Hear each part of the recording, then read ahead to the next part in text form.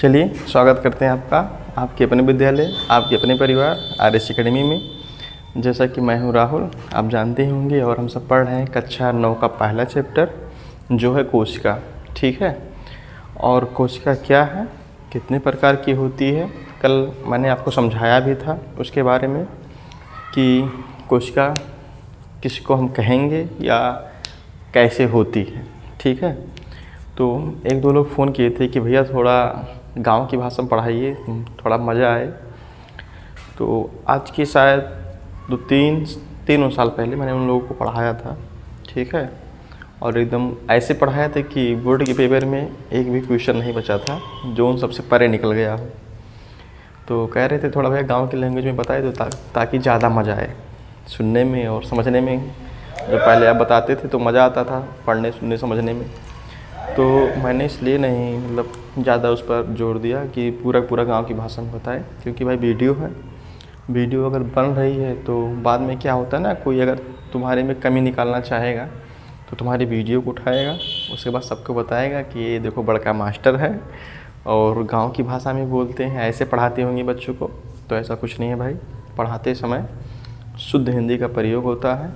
वो तो फिलहाल आप सबको बताने, समझाने या थोड़ा इस मौज मस्ती के लिए गांव की भाषा आ जाती है, नहीं सब पूरा हिंदी का प्रयोग होता है। तो सुनो, हम सब पढ़ रहे हैं, हम फालतू बात ख़त्म करते हैं, चैप्टर पे आते हैं। और एक चीज़, हाँ भाई साहब, आप सब अगर वीडियो देख रहे हैं तो भैया चैनल को सब्सक्राइब कर दीजिए।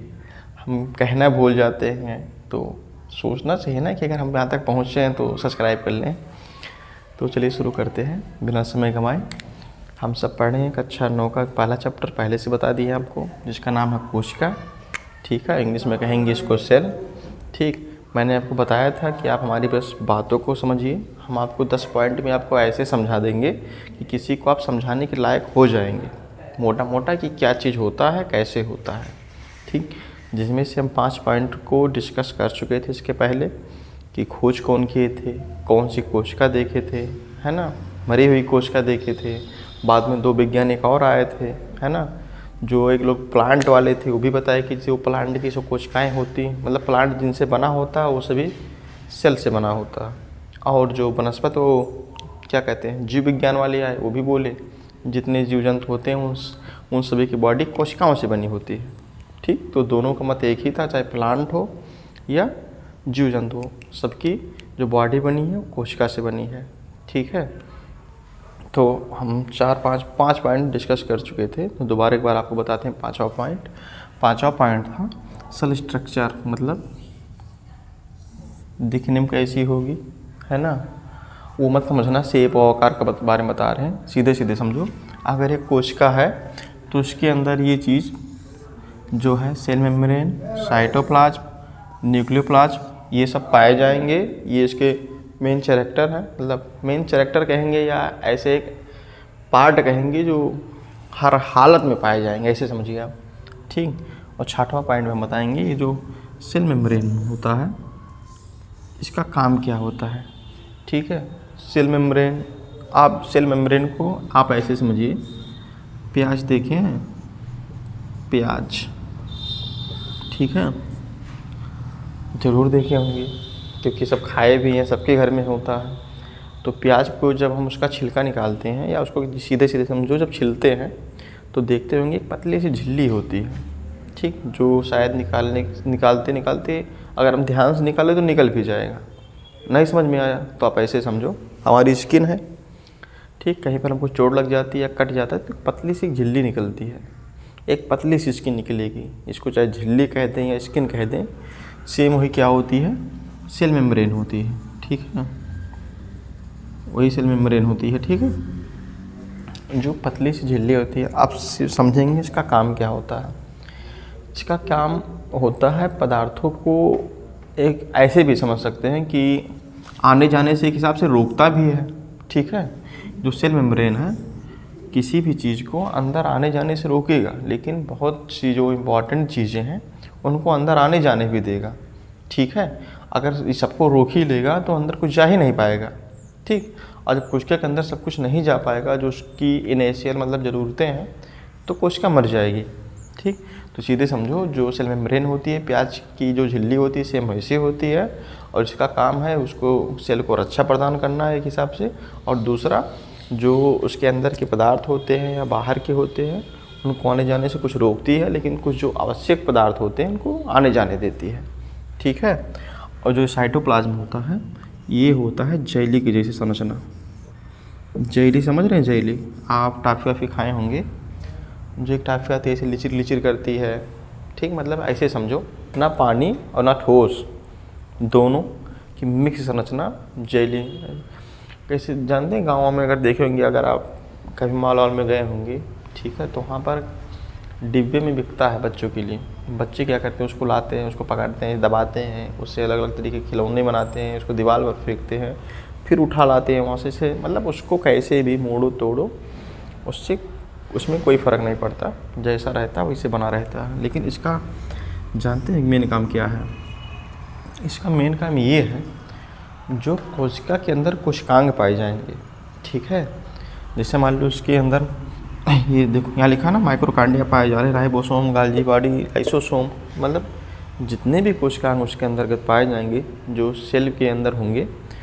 और उसमें क्या होगा, जैसे मान लीजिए हम इसको यहाँ पर समझाते हैं, मान लीजिए ये सेल है, ठीक, यहाँ पर ऐसा माइक्रोकांडिया पाया जा रहा है, डीएनए, मतलब सब कुछ इसी में सब पाए जा रहे हैं, ठीक है।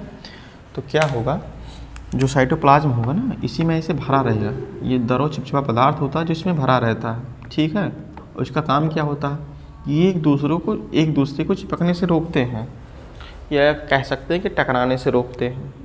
सीधे सीधे जानो, एक कमरा खाली कमरा है, ठीक है, अगर उसमें 4-6 लोगों को इधर उधर खड़ा कर दे, या कमरा ना समझो यार, कोई डिब्बा ले लो, छोटा सा कोई डिब्बा ले लो, और उसके अंतर्गत 5 ठो गोलियाँ डालो, तो जब तक हिलाएंगे नहीं तब तक इधर उधर सीधे सीधे पड़े रहेंगे, लेकिन जब हिलाएंगे तो खन खन खन खन वो लड़ेंगे, ठीक। तो सीधे सीधे समझो, जो साइटोप्लाज्म होता है वो जो कोशिका की कोशिकांग होते हैं उनको आपस में लड़ने से रोकता है, ठीक है। उम्मीद करते हैं इतनी बात आपको समझ में आई होगी। और जो आगे 8वां पॉइंट, जो न्यूक्लियस होता है, न्यूक्लियस मतलब केंद्रक होगा, और केंद्रक का मतलब कंट्रोल रूम। अब केंद्रक का मतलब कंट्रोल रूम कैसे, जैसे हमारी बॉडी है, हमारी बॉडी पे पूरा कंट्रोल हमारे दिमाग का रहता है, और अगर पगला जाए तो अलग बात है, ठीक है। नहीं, बहुत लोग कहो अगर अब बकवासें करनी है तो कहेंगे अरे जो पागल है उनका कैसे कंट्रोल रहता है। तुम सब पागल लोग की बात नहीं कर रहे हैं, नॉर्मल मनुष्य जैसे हम हैं, आप हैं, कोई भी हो, जिस प्रकार हमारी पूरी बॉडी पर कंट्रोल हमारा दिमाग करता है, ठीक उसी प्रकार सेल जो होता है उस पर पूरा कंट्रोल कौन करता है, उसका केंद्रक करता है। आया समझ में? नहीं आया समझ तो ऐसे समझो, तुम्हारा घर है, तुम्हारे घर के जो बड़े गार्जियन हैं वो तुम्हारे घर के बड़े गार्जियन हैं, तो 10 लोग परिवार में हैं, तो सब पे उनका कंट्रोल रहता है, भाई तुमको कहीं लड़ाई झगड़ा नहीं करना, तुमको ये काम नहीं करना, तुमको ये काम करना है ना, कहाँ तुमको आना है, कहाँ जाना है। जो तुम्हारे मेन घर के गार्जियन होंगे वही तुमको आदेश देंगे, तुम वही करोगे, ठीक है। और सेम काम कौन करता है, न्यूक्लियस करता है, किसके अंदर, कोशिका के अंदर, अगर आपसे कोई पूछेगा, ठीक है।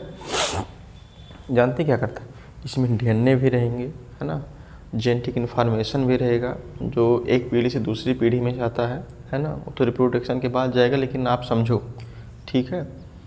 और आगे बताते हैं, और 9वां पॉइंट है, इसके जो पार्ट पाए जाएंगे, ठीक है। अभी बताए हैं कोशिका है तो कोशिका की कोशिकांग भी पाए जाएंगे, ठीक है।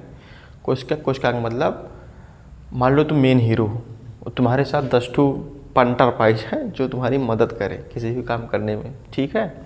तो देखो, कोशिका के अंदर माइक्रोकांडिया पाया जा रहा है, राइबोसोम पाया जा रहा है, गाल्गी बॉडी पाया जा रहा है, लाइसोसोम पाया जा रहा है, ठीक है। अब आप क्लास में भी पढ़ रहे हैं, किताब भी घर पे पढ़ते होंगे, तो आप सीधे सीधे समझो, माइक्रोकांडिया क्या है, पावर हाउस है, किसका, सेल का। अब वो बिजली का पावर हाउस नहीं जो घर पे आता है, वो अलग पावर हाउस है। हमारी बॉडी को भी किसी भी काम करने के लिए एनर्जी की आवश्यकता होती है, और एनर्जी किससे मिलती है, माइक्रोकांडिया से मिलती है, ठीक है। और जो राइबोसोम होता है ये प्रोटीन की फैक्ट्री होता है, ठीक है। अब वो प्रोटीन नहीं समझेंगे, जो डिब्बा वाला होता है वो भी प्रोटीन होता है, लेकिन हमारी बॉडी के अंदर भी कुछ प्रोटीन होते हैं जिसका निर्माण कौन करता है? वो राइबोसोम करता है। अब गाल्जी बॉडी आ गया। अब गाल्जी बॉडी को सीधे सीधे आप जानो, बोरा देखे होंगे ना घर पे, जो बोरा होता है, आलू का बोरा, खाद का बोरा, तो बोरा में ऐसे होता है, ठीक है। अगर हम ऐसे पकड़ेंगे तो सीधे लंबा सा नीचे से होता है, तो ऐसे ना पकड़ करके एक साइड का इधर पकड़ लेंगे और नीचे का एक साइड का पकड़ लेंगे। तो पहले इतना चौड़ा था, अब इतना चौड़ा, इसको थोड़ा बेंड कर दो, सेम किसकी स्ट्रक्चर बन जाएगी? गाल्जी बॉडी की बन जाएगी। और इसका क्या काम है? Packaging centre. आप सीधे सीधे समझो यार, कि जैसे कोई सामान हम ऑर्डर करते हैं ऑनलाइन सामान कौन लेकर आता है? कोरियर बॉय लेकर आता है। किस में लेकर आता है? एक बड़े से बोरे में, ठीक। सीधे सीधे समझो, कोई भी चीज़ हमारी बॉडी को आवश्यकता पड़ती है, संदेशा केंद्र के पास जाता है, तो भेजने का काम इसी के द्वारा होता है, ठीक है। और जो लाइसोसोम है, लाइसोसोम को कहते हैं जो हमारे शरीर का बेस्ट पार्ट होता है। कोशिका हो गया या कोई भी चीज़ जो हमारे लिए नुकसानदायक है, उसको ख़त्म करने का काम करता है। और कई बार ऐसा होता है खुद को भी ख़त्म कर लेता है, दूसरे को मारने के चक्कर में। आप वीडियो देखेंगे, नहीं देखे हैं? खुद भी डूबेंगे, तुमको भी ले डूबेंगे सनम। सेम काम किसका होता है? लाइसोसोम का होता है। खुद भी ख़त्म हो जाएगा, लेकिन सामने वाले को जो हमारे लिए हानिकारक है उसको भी ख़त्म कर देगा, ठीक। अब देख रहे हैं 5 पॉइंट इधर हो गया, 6वां हो गया, 7वां हो गया, 8वां, 9वां और 10वां मैंने इधर लिखा है, ठीक है। 10वां पॉइंट क्या है? प्लांट सेल और एनिमल सेल में अंतर क्या होता है? जैसे हम सब क्या हैं? एनिमल है कि प्लांट है? हम सब एक ऐसे समझो कि हम सब एनिमल की श्रेणी में हैं, जीव जंतु हैं, है ना। और प्लांट जो चल नहीं सकते, हम तो चल सकते हैं, बोल सकते हैं, या कोई भी जंतु बोल सकता है, ठीक है। तो इनमें अंतर क्या है? सीधे सीधे जानो। सबसे मेन अंतर जो होता है हम सब में पाया जाएगा सेल मेम्ब्रेन या प्लाज्मा मेम्ब्रेन, जो भी कहें, ठीक। और प्लांट में क्या पाया जाएगा? सेल वॉल पाया जाएगा, ठीक है। जो मेन डिफरेंस, मतलब हम में और उनमें मेन डिफरेंस का कारण है, ठीक। वो अलग चीज़ है कि वो अपना भोजन स्वयं बनाते हैं, उसके लिए उनके अंदर क्लोरोप्लास्ट पाया जाता है, और हम सब उनके द्वारा बनाए गए भोजन को खाते या दूसरों पर आश्रित रहते हैं, ठीक है। अब वो बेचारे चल नहीं सकते, इसीलिए प्रकृति क्या की है, उनको इस हिसाब से बनाई है कि अपना भोजन स्वयं बना ले। और हम तो चल घूम सकते हैं इधर उधर, तो अपने भोजन का जुगाड़ पानी कर लेंगे। अब समझेंगे सेल वॉल और सेल मेम्ब्रेन में क्या अंतर है, ठीक है। सेल वॉल जानते हैं क्या होता है? अगर हम इसको मिटा करके बताते हैं तो देखिए आप, और वीडियो देखने बनना भाई।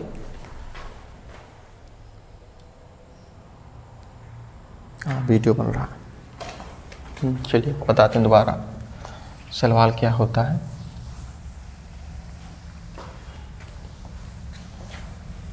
आप पेड़ वेड़ देखे होंगे कि नहीं देखे? ज़रूर देखे। अगर आप धरती पर हैं तो आप ज़रूर देखे होंगे, ठीक है। जो पेड़ देखे कक्षा 9 में है तो ये वाला फिगर ज़रूर देखे होंगे। ये केमिस्ट्री वाला मत समझ लेना, यहाँ पर काटा रहता है, ठीक है। ये लेयर होती है।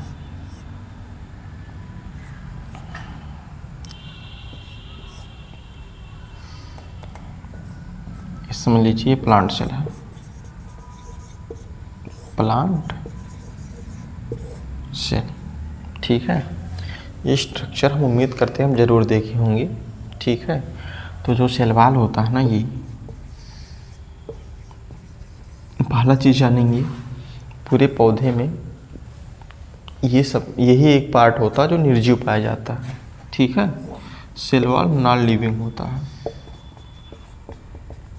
नॉन लिविंग पार्ट होता है प्लांट का, और बाकी इसके अंदर के जितने भी पार्ट होते हैं वो लिविंग अवस्था में पाए जाते हैं, ठीक।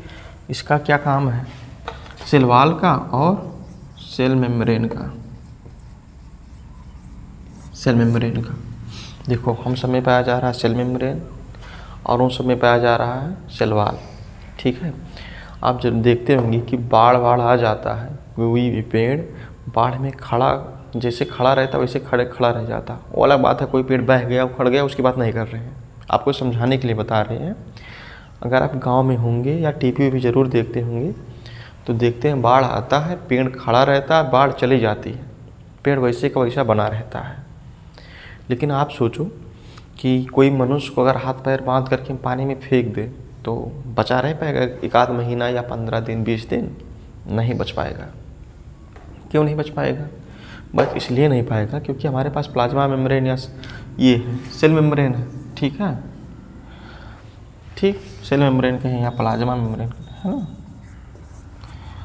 तो हम सब में जो ये हमारी जो हाथ की झिल्ली होती है ये क्या करेगी, पानी को अवशोषित कर लेगी धीरे धीरे। नहीं समझ में आ रहा तो ऐसे समझो यार, कपड़ा धुलते हैं, देखते हैं कुछ समय बाद हमारी हाथ की जो ये होती है चमड़ा वमड़ा इसे बटुर सा जाता है ना। और जो पेड़ पौधे होते हैं ये बहुत, इनकी जो सेलवाल होती है बहुत स्टिक होती है, मतलब ऐसे समझो बहुत मजबूत होती है, जो ना पानी को उसके अंदर प्रवेश करने देगी, ना अंदर के पार्ट को फोड़ने देगी, है ना उसको बाहर निकलने देगी अंदर के पार्ट को। ठीक, तो सीधे जानो अगर हमको पानी में फेंक दिया जाएगा 10-15 दिन बाद हम सड़ जाएंगे। ठीक, और सड़ के इतने मतलब इतने मोटे हो जाएंगे फूल फाल की, कैसे उंगली रखेंगे डब से ऐसे फूट जाएंगे हम सब। ठीक है, पूरी बॉडी फट जाएगी ऐसे उंगली रख करके दबाने से। लेकिन जो पेड़ होते हैं, पेड़ 1 महीना 2 महीना 4 महीना पानी में खड़े रहे, उसके बाद ऐसे जाओ उंगली दबाओ, वो उंगली घुसेगा पेड़ में? नहीं घुसेगा। ठीक है, क्यों नहीं घुसेगा? क्योंकि ये बहुत मजबूत होते हैं, है ना। और इनका काम क्या होता है, पौधे को मजबूत होते हैं, दूसरी चीज़ मजबूती प्रदान करना भी होता है। ठीक है, और तीसरी चीज़ अंदर के पार्ट को सुरक्षित रखना होता है। आप ऐसे समझो कि हम सब मान लो हम यहीं खड़े हैं, हमको मच्छर काटेगा, मान लो यहाँ काटा, मार दी, मर गया भन्न से। ठीक है, हमको पता चल गया कि कोई चीज़ हमको काट रहा है जिससे हमको पीड़ा हो रही है और उसको मार के ख़त्म कर दे, हमारा दिमाग संदेशा दिया। लेकिन भाई पेड़ के पास तो हाथ तो है नहीं, अगर कोई कीड़ा उसको काटेगा तो इस थोड़ी ना इसकी डाल ऐसी घूमेगी, भन्न से मारेगी, मर जाएगा पट्टा से, ऐसा नहीं होगा। तो प्रकृति क्या की है, उसको इतनी मजबूत बना के भेजी है कि कोई भी कीड़ा आसानी इसको छेद ना कर सके। ठीक है, लेकिन कोई कीड़े होते हैं जो पेड़ में लग जाते हैं जिससे पूरी पेड़ खराब हो जाती है। और ये और जानेंगे ये किसकी बनी होती है, सेलुलोज की बनी होती है, सेलुलोज। सेलवाल किसी की बनी होती है, सेलुलोज की बनी होती है। और ये जानते हैं पौधे को खड़ा रखने में सहारा प्रदान करती है, उसके आंतरिक भागों को रक्षा करती है ना। और बाकी के पार्ट अगली वीडियो में बताएंगे, इसको समझाएंगे, सेलवाल और सेल मेम्ब्रेन या प्लाज्मा मेम्ब्रेन। ठीक है, बहुत बहुत धन्यवाद आप सबका। और भैया अगर रुके हैं तो चैनल को ज़रूर सब्सक्राइब कर दीजिए। और उम्मीद करते हैं इतनी बात आपको समझ में आई होगी। और एक चीज़ हाँ आपको जाते जाते बताना चाहिए, अगर पृथ्वी पर कोई जीव है, अगर वो जिंदा है, मतलब जिंदावस्था में है, तो जानेंगे उसके शरीर में कोशिका पाई जाएगी, चाहे एक कोशिका पाई जाए या बहुत सारी कोशिकाएँ पाई जाए। अगर जिंदा है तो कोशिका निश्चित रूप से पाई जाएगी। बहुत बहुत धन्यवाद।